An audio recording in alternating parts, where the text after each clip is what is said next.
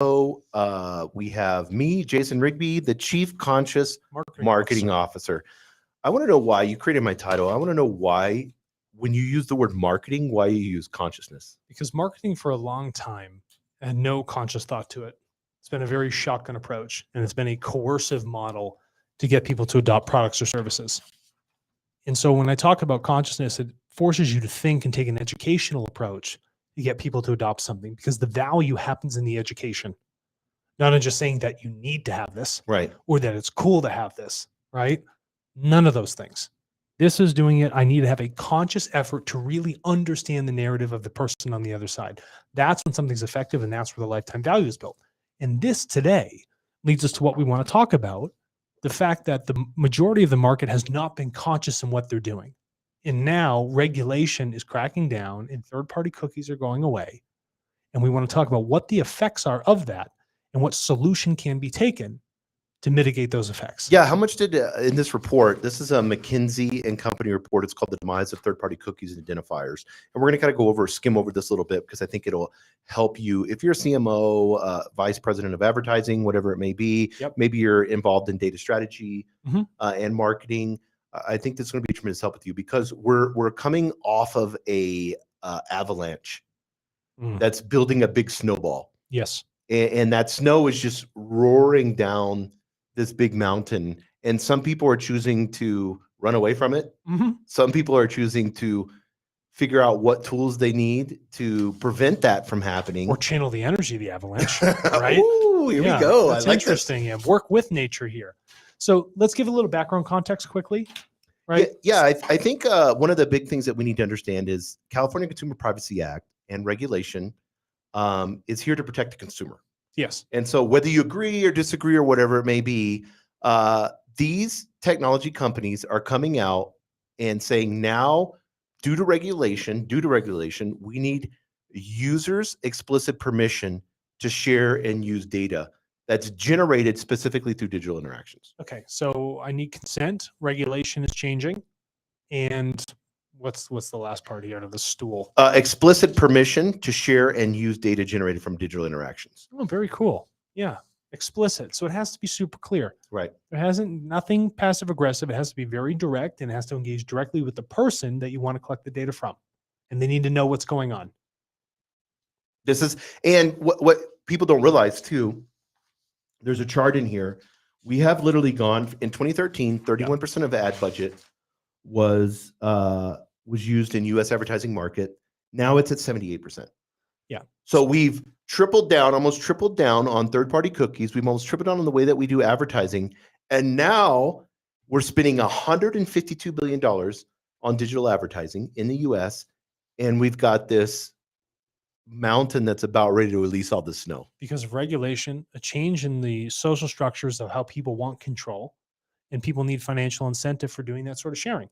But what that's going to account for is a 50% loss. A 50% loss in ad revenue on the 78% of all the revenue that you are putting out there. That's a massive, massive tank that's happening. And whose fault is that going to be when they get the report and see the 50%? It's going to be the marketing department's fault. Yeah. Yeah. But you have to understand that you need to be ahead of this. You have to be ahead of this regulatory change, ahead of the social change. You need to find a way to engage people directly.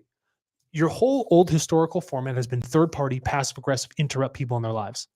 Start with a narrative where you understand the people by engaging them directly. Yes. Know who they are, collect a whole person profile, and then from that, re-engage those people and direct them into the correct product or service. Yeah, and I think, and this plays a role.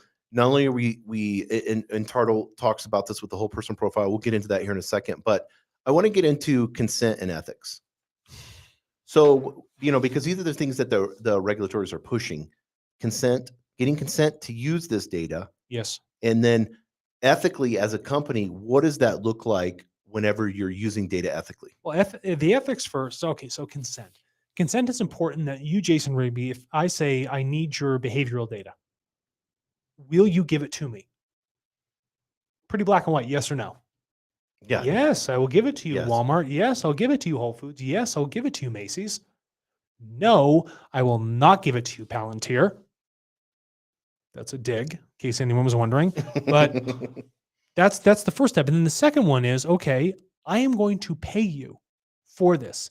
It is an asset for me as a business to own this. So if I want to own into perpetuity this data that I am sourcing, I will pay you directly for it. That right there is striking a balance. That is an ethical transactional approach Yes. rather than observing, scraping, taking. You're striking balance. And through that, you develop an engagement of trust with your end consumer or member. And that's important for the value of your brand itself. Yeah, and the report says this. It says the change will be a reckoning for the advertising industry. The loss of third-party data will leave marketers, ad agencies, and the publishing and media vehicles where advertising appears with little or no first-party data. Okay. And first-party data, so people know, is data directly from consumers who consent to sharing it. Okay. That's the line in the sand. So here's the line in the sand. Cookies go away. Regulations coming down the pipe. You're going to have no way with all the current systems that you've invested in to actually have proper engagement and data collection from the people that you want to sell a product or service to. What are you going to do? You need to adopt a tool to source a product called a whole person profile, but you don't do it from a third party. You're going to do it peer to peer from the people who are generating the data, the people who are your members and consumers. There's only one tool that does that, and that is TARTLE. This is where I'm selling you with the product, which is the whole person profile. So if you're a CMO out there, okay, loyalty program, whatever it might be, customer experience, and you need this data, the best way to do it is engage people on a technological tool that is ethically focused with record of exchange and consent that financially incentivizes people to share that data. And for you as a business, you get to ingest whole person profile so I can understand everything about this member. And I can put it into this CDP that I have invested billions of dollars into. All of these other resources, so my systems don't fail and I don't make bad operational calls because my marketing budget has been 78% digital and 100% relying on third-party data. This is your solution. And all it takes is a quick phone call to the people over here at TARTLE, us, or schedule a meeting, whatever it is, and we'll educate you on this fact. And it's crazy because this report, I mean, this is a legit company. They do amazing reports. They said that most people are going to be in the dark when it comes to first-party data about behavioral and demographic insights. So I kind of want to do an executive summary of what the whole person profile is, especially when it comes to behavioral and demographic insights. Okay, whole person profile. I'm going to give you the base identifiers for the person. I'm going to give you a public key, which means I have some sort of number, letter combination that is unique to you, Jason, like a bank account. Then I'm going to get your name and probably some other mobile identifier, maybe something from your browser. Great. That's one aspect of it. Aspect number two is I need to understand how Jason is defined with his demographics, his background, where he comes from, the amount of money he makes, anything of the sort. The third part of that I want to understand in the whole person profile is I want to understand his behaviors. Jason, I want you to tell me about what you do and why you do it. And then the fourth part of this profile, it's four pieces that really build this structure, this house of the whole person profile, is going to be the observed data, his Fitbit information, what comes off of his browser histories, the observed things. So now you strike the balance between what Jason has told you and what you observe about Jason. And that person's giving you consent to sell that information. To sell that information, right? So every single time they go to share it with you as the enterprise, it comes with consent. That is a transaction that has occurred, a value exchange peer-to-peer from the data creator, and you own that as an asset. Well, let's use a story example. I think this would be cool. So let's just randomly. So I'm the North Face. Sure. And I have a loyalty program and I have millions of people signed up for that. Great. Yeah. So I have all these people signed up for it. How do I want to engage with them? I'm going to go to TARTLE and I'm going to say, hey, I need to engage with the 10 million members that I have. They're a part of our thing, but we're having a tough time collecting more information from them in a first party format. And we can't use cookies. We can't track them in another format. So what are we going to do? Okay, we want to take this JavaScript, this very simple piece of code, and we want to host it on our systems. And we want people to engage in a process where there's a value transfer. It's transparent. They get a record of exchange. There's consent involved. And we can go back to them as many times as we want. And for the consumer, they're into a platform, a marketplace where they can do this many, many times over. So if I wanted to know how many times they hike a month, great. Or I wanted to know, are they purchasing other brands? Yeah. Or do you wear this stuff because you want to look like you hike? Yeah. Am I a commuter and I just am using, the North Face backpack? I mean, I have a North Face shirt on right now. Yeah. I have a North Face backpack sitting right here. You just bought a $500 jacket. Right. I bought a Summit series. Yeah. Because I spend that much time up in the mountains. I'm not getting it because I'm trying to get to the train. Right. I don't want to be cold while I'm up in -10. You know what I mean? So, but that's the structure. Now you have context.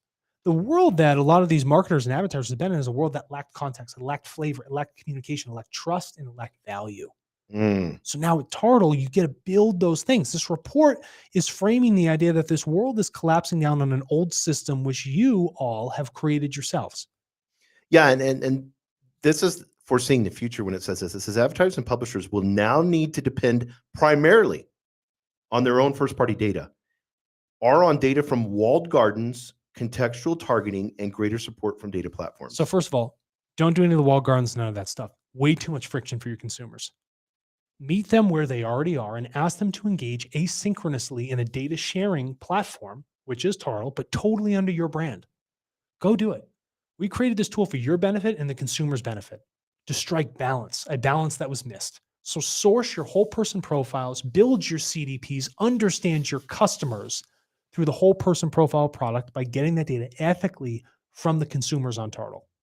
Yeah, and I think it's interesting that when we look at, and you had talked about this before, but I want people to understand this. The Yeah. report says this: to create and sustain consumer relationships that produce a value exchange, Yeah. meaning content from or access to publishers and platforms in exchange for personal data. Sure. That's TARTLE, but go ahead. Yeah, because TARTLE, what it is, you get a financial incentive Right. for the sharing of the data. TARTLE is an exchange. It is a marketplace where an asset, the data, is being transferred in return for a value, a financial value. That's step one with your consumer. Meet them on that financial transaction of that value, meet them there, then come back to them again to start to build some trust. And then after that, after you really know who they are, get them to adopt your product. Yeah, and this report says that the exchange needs to be built on trust. And I want people to understand this. The philosophy of TARTLE from the very beginning has always been to create trust with the consumer. Yes. In everything that we do, we have that layer sitting there. And so any decision that we make, it's like, how can we, this is a data marketplace, a data exchange, but how can we create trust with the consumer and live it in the philosophies that TARTLE holds? And I mean, you go back to our other podcasts that we have, our TCAST episodes, and you could see we are putting this philosophy out there over and over and over again, that people are doing the work online. They're creating their data. Yes. And people are taking that work and using it for their own benefit and not helping the consumer, not paying for that work. It's almost like you're having somebody work for free for your company. You wouldn't do that. That'd be illegal, right? Yes. You got to pay your interns. Yes. But now what you're doing is you're commissioning the people who are buying your products and services. You're removing the commoditized interaction that you've had and you're making it a value exchange. That is going to build so much goodwill, so much trust with your brand, and so much operational excellence because you're no longer operating in the dark. Right. And you are now sourcing assets, these whole person profiles that you can use far into the future. You actually have something that's not a liability for you. That's the beauty of this. Yeah, and this is crazy. Listen to this. It says other publishers, mostly non-premium players, depend on third-party targeted ads for more than 80% of their ad revenue. Well, we created a tool. It doesn't matter if you're a Fortune 50 enterprise or you're a mom and pop shop. You still have the ability to come in here and get same access to the same tools that the biggest people in the world currently use. And this is a huge statement. You had mentioned this, but I want to read it from the report so you know this isn't us coming up with this. Oh, yeah, whatever. They said this: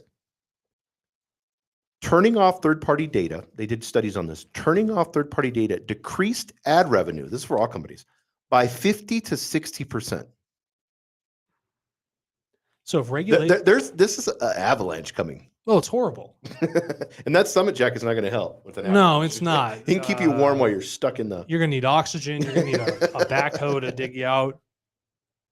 What's going on here is that if this happens at 50 to 60%, that's just for the 1 year. Yes. If you're not working with TARTLE right now, you are 5 years behind your competitors. And I'm telling you right now, we're working with them. And if you're listening to this, that's because you're not working with us already. That's a problem for you. So if you don't want to lose that 60% in ad revenue, if you actually want to increase the revenue from your advertisements, Go directly to the source, which are the people. Meet them on a proper value exchange with transparency, with consent, with financial incentive. Yeah, and they said that they did a bunch of interviews. They said in a series of interviews, decision makers in publishing agreed that publishers will have to decide whether and at what point to charge audiences for content, either in the form of a paywall or an explicit exchange of first-party data for access. Okay. However, coming to such a decision is itself arduous, time-consuming, and resource-intensive. Of course it is. And you're adding all this friction. So now you got to solve, well, how do we increase all this friction to get people to, adopt something that they were getting for free, but they were only getting it for free because we were being passive aggressive about it and collecting the stuff, but it wasn't really ethical. What are you left with? Yeah, because paywalls can be, people don't realize this, but especially in marketing, paywalls can be many different forms. I mean, you can create, it's just creating a resistance to try to get somebody to persevere past that so that you can collect something from them. And that's first party data. But this is the beautiful part about TARTLE. And I hope people understand this or kind of getting a gist of this is it's frictionless. Totally. You're not having to create these paywalls in your consumer experience and say, oh, okay, I need these specific people. So I have 1 million people on this loyalty program, but I need 1,000 of them.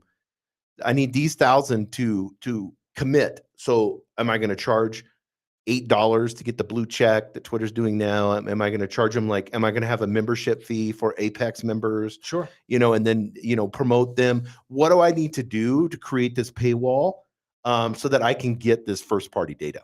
You don't need a paywall with You don't need TARTLE. a paywall. Just take the couple lines of code, put it on the site, and go collect what you need. Drive your consumers to it. They will engage in droves. Why? Because you're finally meeting them where they are. Well, they said it's arduous, time consuming, and resource intensive. Ugh. I don't even like hearing that. We've done all the work. Yes, that's what I'm saying. TARTLE has done all the work. Why go through that internally when you can have a company that specializes in this? Fortune 500, Fortune 50 companies that we speak with have the ability to adopt our system, integrate it in under 2 weeks. No cost. What's the cost? You're already paying people to be in there to do this work. So you're just saying, hey, just put this in here. No big deal. Yeah, and I wanted to go over what the report says about what's going to happen short term and what's going to happen long term. Yep. So, and I want to put, because we all like to think quarter from quarter. That's what we're bred with capitalism to do here in the United States. So in short term, it says we expect, this is page 4, in the short term, we expect advertisers to rely more on walled gardens, such as social networks, to drive audience targeting. So now we're going to throw shitloads of more money at social media ads. And guess what? You're going to oversaturate that. And what are people going to do? It's going to be like, you can only have so many ads on an Instagram feed. right. It's every 4 or 5 now. What are you going to do? Go 2 or 3? Yeah, it's not what are you going to do? So what happens? It's auction based. So if they have to stick at the 4 or 5, they're all driving their price up. Then if it's auction based, you're going to pay $15, $20 to have somebody engage on that Instagram ad. What is engage? Yes. Yeah. There we go. What is engage? Oh, I looked at it and I clicked. Oh, my thumb hit it by accident. Yes. Get out of here. Passive aggressive stuff. It's ridiculous. If you want someone to engage, open up the conversation with them. Yes. Find out the why. Pay for the conversation. Pay for the whole person profile. Yeah. So short term, they expect that. And that's going to drive audience targeting, given their intimate knowledge of consumer affinities and their wide reach. Sure. So yeah, whatever. So in the longer term, this is what I want people to understand. Advertisers rely on their own first-party data as they invest in revamped consumer experiences that allow them to extend their access to this data. Great. Yeah. The experience should be integrate TARTLE into everything you're doing on your current engagement efforts. Simple as that. Real easy. Collect what you need in an ethical manner that's transparent. There is a proper value exchange, and the people feel good about interacting with your brand. Yes. So I want to talk to companies that aren't in retail, because retail, they have this part figured out. Sure. Not the first party part, but being able to talk to consumers. Walmart hasn't figured it out. Yeah. So for advertisers disconnected from the retail transaction, this is from the report, such as traditional consumer good companies and low consideration goods and services, this data, talking about first party data, will be sparse and likely ineffective. In all cases, advertisers will face the challenge of combining data from multiple sources for existing programmatic campaigns. Sure. While also building data strategy to take advantage of the many new addressable media channels, such as connected TV, digital audio, home solutions. So here we are doubling down on confusion. Here we are doubling down on things that That's what don't it have sounds clarity. like. It sounds like confusion. Yeah, and it's like, it's like we're because I already see what's going to happen. They're going to go back to the traditional media. People are going to. It's going to be easier to focus back on the brand, and then running magazine ads, running billboards, The running. brands need to understand it's not about you, the brand. Yes, It is about people. it's about how they feel with your Yeah. product. Yeah, correct. Why do you buy an Apex jacket from the North Face? Yeah, I know why. Because it's technologically it's proper. I know it's well But built. what do you feel and- about the brand? No, I know. That's what I'm going to say. And they do good for the planet. Of course, I'm going to invest in that. That's what I want to be a part of because that's who I feel first as a human being. Yes. It's not about you as the brand. You're not special. Stop making yourself special. Maybe It hasn't in worked. 1950 you could have been, but Yeah. when you had Lucky Strikes and yes, that's it. We're not all smoking cigarettes, driving Corvettes, and having white picket fences. You know what I mean? Those days are over. those days over. And people brand loyalty, we all know the percentages on that, how gone down that is, especially when it comes to millennials. So I want to kind of get specifics real quick and then we'll close. But I want to get into what the report is saying specifically about what the game plan should be. All right, on a first party data strategy. Let's do it. What's the first party data strategy? After the loss of third party cookies. So, okay, here we are. We lost cookies. What are we going to do? Advertisers and publishers will find that the value of direct engagement with consumers will further increase. What is direct engagement with the consumer with TARTLE? Direct engagement. Jason, can you share your demographic info with me? I can talk to you and share it. Yeah, and you can ask me questions about my demographic. Yeah, and I'll pay you to do that. Does that work? Yeah. Is that a fair value exchange? Yes. Yes. Excellent. How's that for engagement? How's that for going directly to the people? That's what TARTLE does. You go to millions and millions of people individually and open up that level of engagement. What else? To create consumer connections, advertisers and publishers should create experiences that consumers consider worthwhile. Oh, what's worthwhile? Consumers go to TARTLE right now because it's more than just saying, oh, someone just took my data and I got an ad. No, they get to experience many different interactions, many different value chains. There's so many other things that occur. This is their new data bank. Yes. Okay. If you're going to the bank to pull your money out, right, or spend things, we go to TARTLE to move your data in and out, right, and collect earnings on it. It's your investment. People come here to invest in the data that they have created for these brands. So the brands need to engage with the people through that process. Then they say advertisers and publishers will also need to identify the investments and operating approaches that will help them stay connected with as many consumers as possible. Well, how do you do that? Use something that the consumers are already part of, a lifetime iterative platform that they want to be a part of where the consumer is in control. That's where consumers want to be. People want to be in control. You as the CMO want to be in control of your life, right? Well, don't give people the opposite of that in your advertising strategy or engagement strategy. It's improper. Yeah. And then they said managing the consumer experience, partnering to share data, and updating data management will all be important. Okay. So everything that TARTLE does, I don't even have to explain it because you just read it. Yeah, that's the definition right there. Yeah, they're defining it. Thanks. So one of the things that I want to talk to real quick before we go is they say create consumer trust with compelling consumer experiences. The most prepared advertisers we studied are designing consumer experiences in which consumers actively consent to sharing data. For instance, and so let's break these down. They're actively consent to sharing data. Done. Transparency on data collected. TARTLE. Visibility into value exchange. Paid for the data. TARTLE. Data collection seamlessly embedded into user experience. Yep. Third party hosted. Sure. And experiences that are valuable to consumer.